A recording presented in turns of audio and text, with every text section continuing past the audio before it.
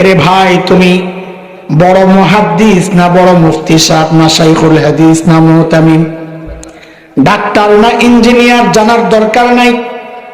যদি নিজের ঈমানটা বাঁচাতে চাও, যদি গুনাহমুক্ত জীবন চাও, তাইলে একজন আল্লাহওয়ালার সাথে যায় সম্পর্ক বানাও, আল্লাহওয়ালাদের কাছে যাও।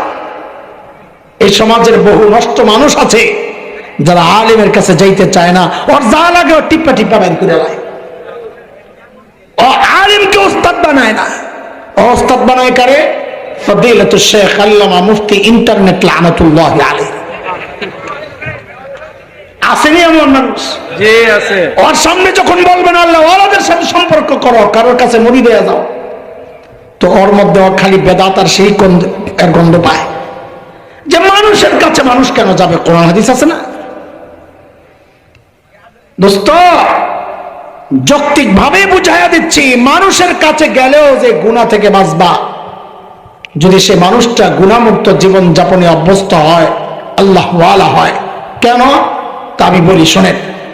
আচ্ছা বলেন তো, আমার মাথার টুপিটা আল্লাহ ওয়ালা না আল্লাহ ওয়ালার পোশাক? হ্যাঁ হ্যাঁ, আল্লাহ ওয়ালার পোশাক। এই যে মানুষ, আমাদের অনেক ভাই পাগড়ি বাঁধেন, এই পাগড়িটা আল্লাহ ওয়ালা না আল্লাহ ওয়ালার পোশাক? পোশাক। এই যে আমরা হাঁটুর নিচে টাকনোর উপরে জামা পরি ঢিলে ডালা, এই এই এই এই পরিমাণ কাপড়, এটা আল্লাহ ওয়ালা না আল্লাহ ওয়ালার পোশাক? তাহলে একটা প্রশ্ন করি আপনাদের কাছে, আপনারা কেউ কোনোদিন দেখেছেন এমন লম্বা জামা লাগাইয়া পাগড়ি লাগাইয়া কেউ সিনেমা হলে ঢুকতেছে? কেন? কারণ ওই পোশাকটার সাথে লাগার পর পোশাকটায় তারে জানাইয়া দিছে এই কাম করা যাবে না।